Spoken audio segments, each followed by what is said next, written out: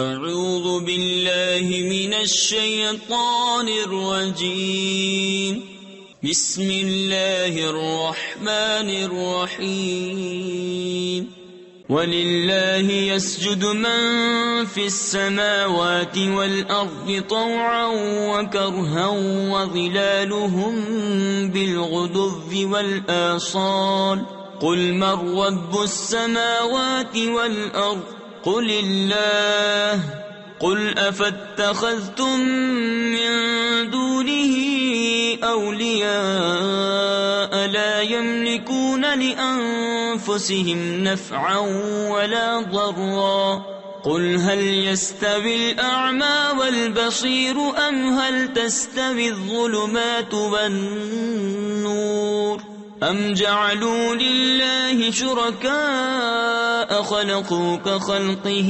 فَتَشَابَهَ الْخَلْقُ عَلَيْهِمْ قُلِ اللَّهُ خَالِقُ كُلِّ شَيْءٍ وَهُوَ الْوَاحِدُ الْقَهَّارُ۔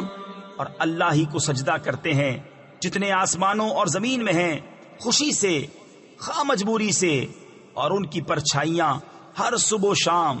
تم فرماؤ کون رب ہے آسمانوں اور زمین کا؟ تم خود ہی فرماؤ اللہ۔ تم فرماؤ تو کیا اس کے سوا تم نے وہ حمایتی بنا لیے ہیں جو اپنا بھلا برا نہیں کر سکتے ہیں؟ تم فرماؤ کیا برابر ہو جائیں گے اندھا اور انکھیارا، یا کیا برابر ہو جائیں گے اندھیریاں اور اجالا؟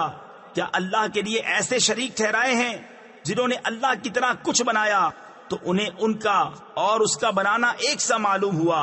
تم فرماؤ اللہ ہر چیز کا بنانے والا ہے اور وہ اکیلا سب پر غالب ہے۔ صدق اللہ العظیم۔